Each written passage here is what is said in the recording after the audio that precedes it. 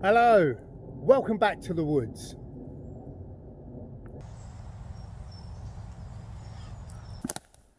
So I get some fairly common questions on the channel.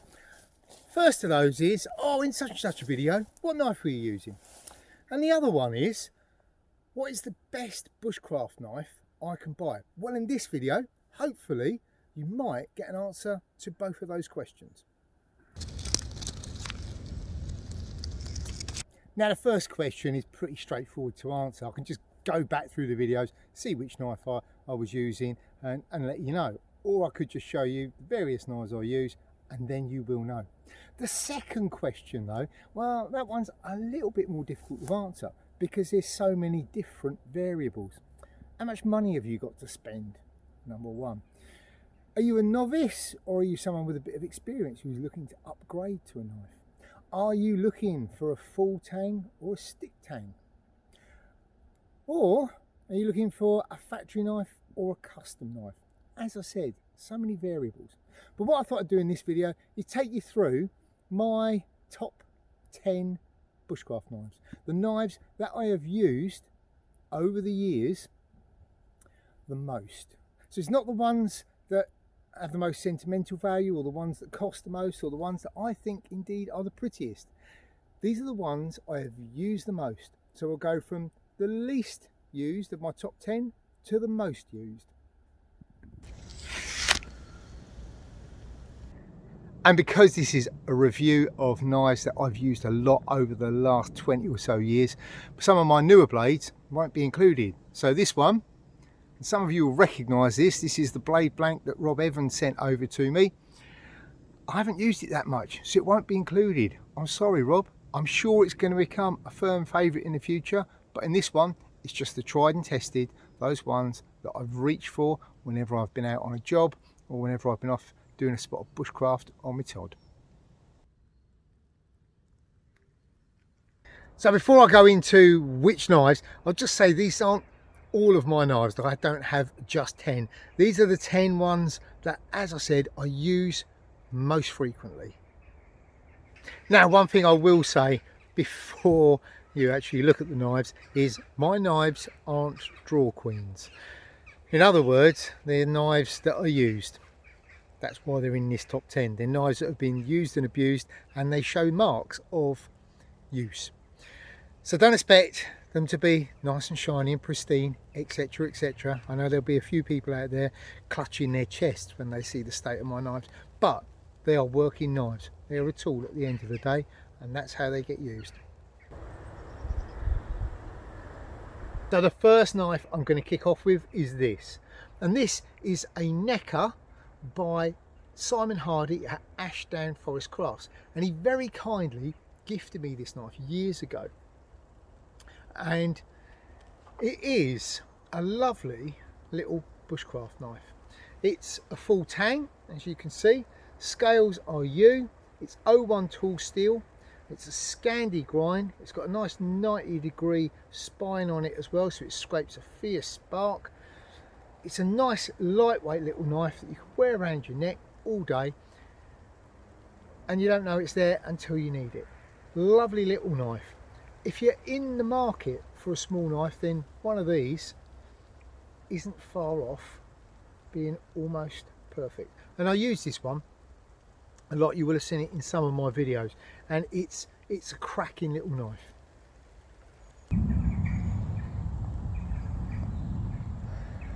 So next up, this, and this is the Foul-Even F1 Survival.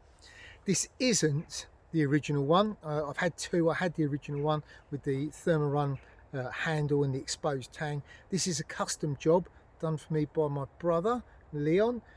He fitted ebony scales and red liners to it, maybe a very heavy duty dangler sheath, and it's a very good heavy duty knife.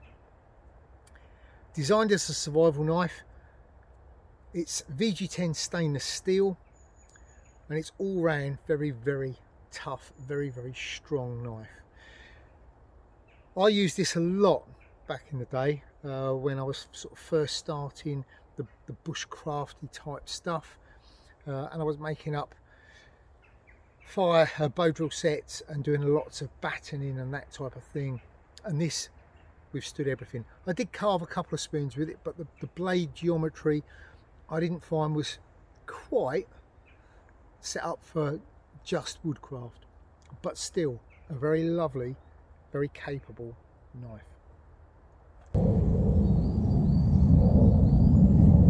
So number 7, this is one that I used a lot, and it's this. And this lovely little knife was made by Roger at Bison Bushcraft, and I used to work with Bison Bushcraft, and Roger made this one up for me. It's not his standard model. The Bison Bushcraft knife is quite a bit bigger than this. This is more the size of the original one that he made right back at the start. It's 01 tool steel. It's 3mm thick. It's light to carry. This one's got pear wood handle, and it's got a little oak bark tanned leather sheath. You can get them with a dangler. This one's got a neck cord on it. And for the time that I worked with Bison on all of the courses, I always carried and used this. And outside of when I was working with Roger, I also used this. Very good knife, very capable, lovely for woodcraft with its Scandi grind and the blade dimensions. Carved a lot of spoons with this over the years and did a lot of game prep demonstrations. Lovely little knife. The only reason I stopped using this was the oak bark tan sheath, and I'll go a little bit more into leather sheaths in a moment.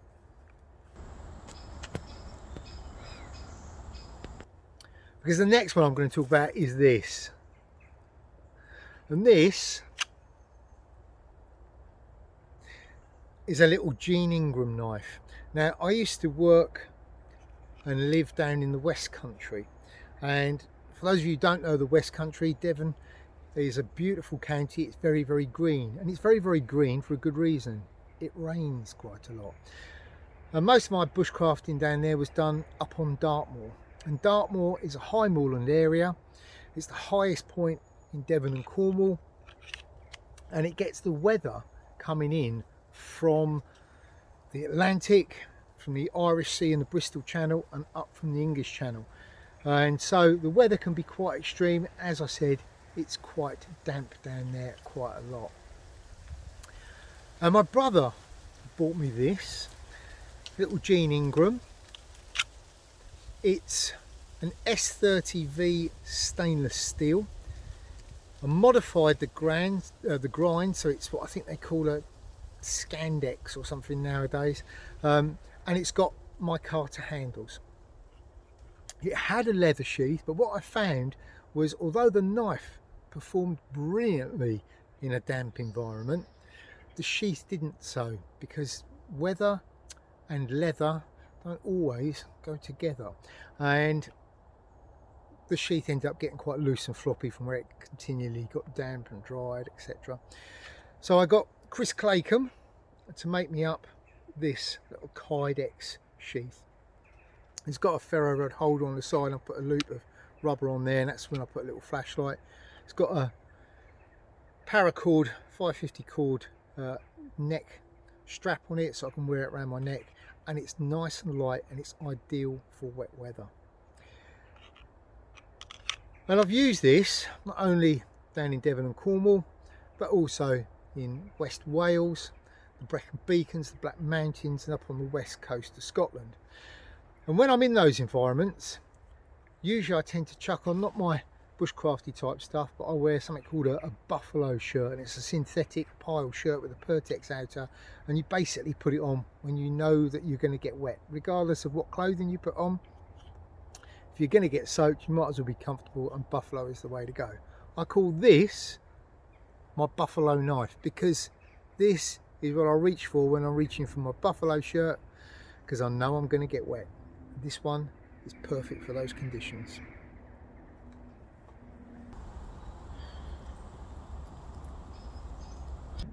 Next, This is Amore Surprise, surprise. And this is a 511, and I've modified it. I snapped the handguard off because it got in the way, filed it off. I changed the sheath on it so it was a sheath that actually fitted it without the handguard on. It's got a bit of duct tape wound around it, and it's got a little gas lighter on there so that I can light it up. It's on a piece of paracord so I can wear it around my neck. And this knife over the years has seen an awful lot of use. The reason I use it is, well, when I'm teaching groups, the knife that they normally have to use, you know, when they come along to me, I give them a 511. And so the knife that I use to demonstrate should be exactly the same. I remember Morse saying years ago that if the student sees you doing something with a better quality knife, they'll think it's because you've got a better knife, not because your skills are better. So you should always use either the same knife or a lesser knife than them. And that's why I use this one. This over the years has done an awful lot of demonstrations, shaved an awful lot of feather sticks, done an awful lot of game prep, lit an awful lot of fires. And it's all round a cracking little knife. They're as cheap as chips and they work. They really do. A grand little knife.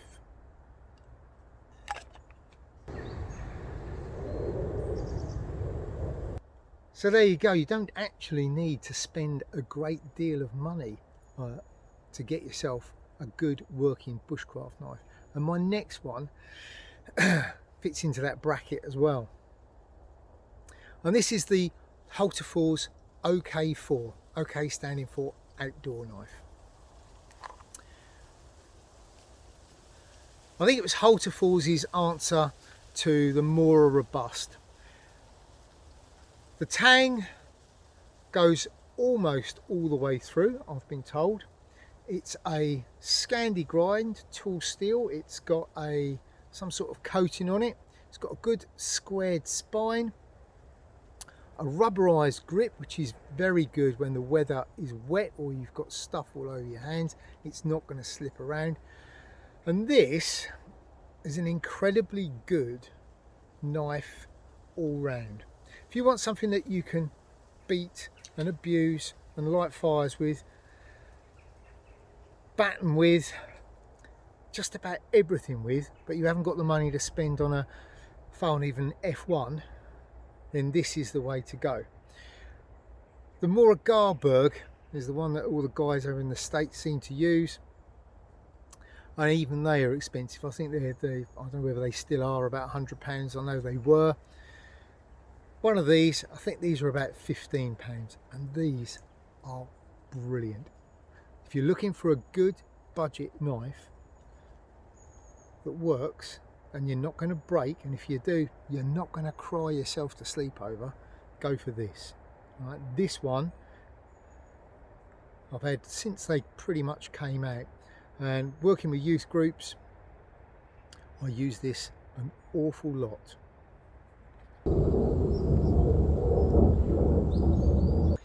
Now, a lot of people talk about the full tang versus stick tang. Which one's better, which one's stronger? Well, my next knife, a lot of you would have seen this in my previous videos, and it's this. And this is a Little Puko, and this was made for me by Simon Hardy at Ashdown Forest Crafts years ago. It's a polar blade with a walnut handle and a little antler spacer on it. Very, very sharp, and it's a stick tang, so it's very, very lightweight. I've used this for battening over the years, and I tend to, if I'm going to batten something with a knife, I'm only going to go for something that's about 2 fingers wide anyway. So I'm not that worried about snapping them. As long as you're careful, it works. This over the years has been a very good, trusty little knife. And it's one that I've used for carving an awful lot of my spoons. If any of you have seen it, any of the carving work that I've done over the years, you will see that there's loads of different spoons and bowls and cups. And this has made an awful lot of those. It's been a truly cracking little knife. You have to be a little bit careful with it because the polar blades are very high carbon and they do pick up moisture and they do rust a bit. But as long as you give it a swipe over with a little bit of oil from time to time, that should be no big deal. It's nice and light and you can wear it around your neck all day and not know you're wearing it. Simon made me a little leather sheath that I had with it originally, but I replaced that with one of my little birch bark sheaths, and I'll put a link in the description box down below for how you make one of those. A good knife, a lightweight knife and a stick tang, but don't be put off by the stick tang label. So next, again, this is one that doesn't cost a lot, and yet as this one is number 3, this one has seen an awful lot of use, and it's this.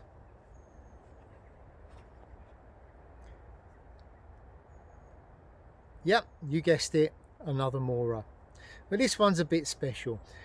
This is one of their laminated steel ones, and this was my first proper bushcrafty knife. Before I bought my F1, I bought this. And I was kind of put off because it's laminated steel. So it's got a hard piece of steel in the middle, sandwiched between two softer ones, which makes the blade stronger. But what it couldn't do particularly well was strike sparks off a ferro rod. But everything else this does superbly. It's a stick tang, but the stick tang goes almost all the way through. The handle is a little bit smaller than on the Amore Classic. As I said, it's got this laminated steel, and that makes it very, very strong. The Scandi grind on it and the blade dimensions, this is made for working wood, and it's a proper craftsman's tool. If any of you have seen the spoon that I've got that's made out of cherry with the spiral and the leaf cut in the top and the matching bowl and noggin cup, that was made with this a long time ago. And back when I used to do lots of spoon carving classes and all of those things, this was what I always used. I remember down in Cornwall once, and I was battening through a particularly nasty piece of maple, and as I battened through, it bent, and it bent at quite a steep angle off to one side, but we got through. And at the end of the session, there was a knife maker on site. It was at the Cornish RV. There was a guy called Bernie Garland who was a knife maker at the time, and I said, "Oh, can I borrow a hammer, Bernie?" And he said, "Why?" And I showed him the knife with the blade that had gone off like this. So I just need to straighten this out. And he went, "Oh, you won't straighten it." High carbon steel, he said, it'll snap. So we put it on his anvil, and I took a hammer to it and straightened it back out perfectly. Don't believe what they say about these being weak. They are in no way weak. This is a phenomenal little knife. It will cost you, I think they're less than £20. The only change I made to mine was I designed a little leather neck sheath with a ferro rod holder on the front. My brother made it up for me, and this was actually the first Greencraft sheath, and this has been a faithful companion ever since. God knows how many things I've carved with this, from pot hangers to noggin cups to tent pegs to owl bookmarks, you name it, it's carved it.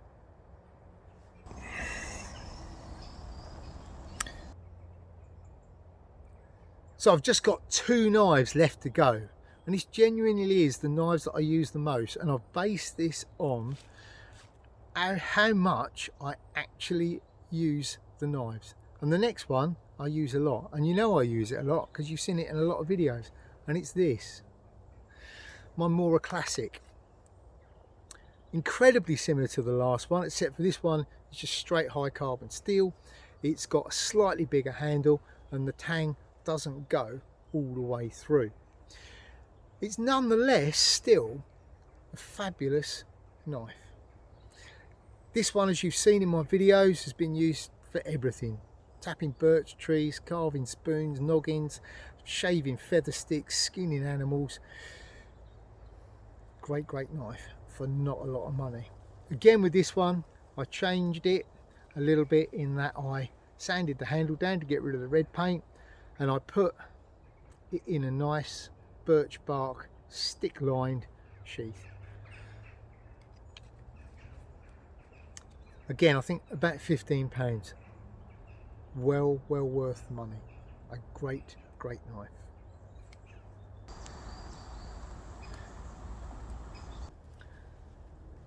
So, time has come. What is my most used bushcraft knife? The one that I pretty much reach for all the time. I don't tend to use it a lot in the videos because I think if I'm using one in a video, it should be something that anyone can get hold of.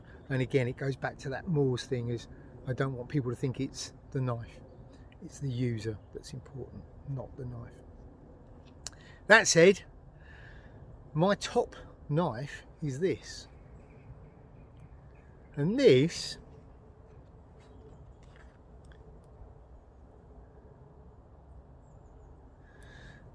is a Little Puko that I made while I was working at Bison, and I made it under Roger's direction.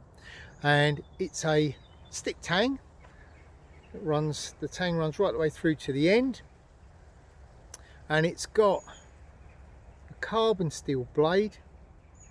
It's got a little nickel silver bolster, and then it's leather antler, stacked leather, finished with a piece of antler on the end. And I've had this, I don't know, probably about 15 years. Because it's a stick tang, it's nice and light to carry. The maker of the blade, I'll put a link down below. It's a Finnish maker. It's handmade. It's got lovely blade dimensions, and I've carved and skinned and gutted and battened and done all sorts of things with this knife. It's a great knife, and it's one that I didn't make myself because I didn't make the blade, but the handle and everything I did myself. And it's a lovely sense of achievement to be able to make something up and then use it. And boy, have I used this. I got my brother to make up one of my design of sheaths for it, and it's natural leather. It's not dyed, it's just picked up that patina over the years. The ferro rod is just one of the standard Light My Fire rods, and you can see how much use that ferro rod has had. That little combination has lit more fires, cooked more meals, carved more eating utensils than all of my other knives.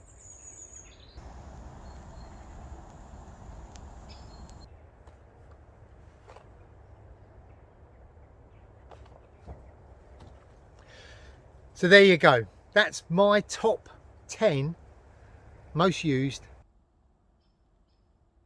So there you go. That is my top 10 bushcraft knives that I actually use.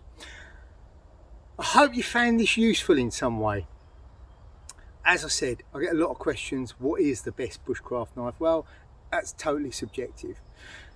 If seeing mine and what I use has helped you out in any way, then this video has been worthwhile. If you've enjoyed this video, then remember, hit that thumbs up button, and as always, if you haven't subscribed to the channel, subscribe and hit that notifications bell so you know when there's new stuff coming up. You can also follow me over on Facebook and Instagram. The links are down below in the description box, and there's also a link to my Patreon page. There is also a link to the Etsy shop, and over there you will find a few goodies, my green craft enamel mugs, my woven badges, and there's going to be coming up very soon a load of other stuff, including the leather patches. I've just finished off 30 of those, and they will be going on to the shop very soon. I think that's everything. I've been Neil, and until next time, stay safe.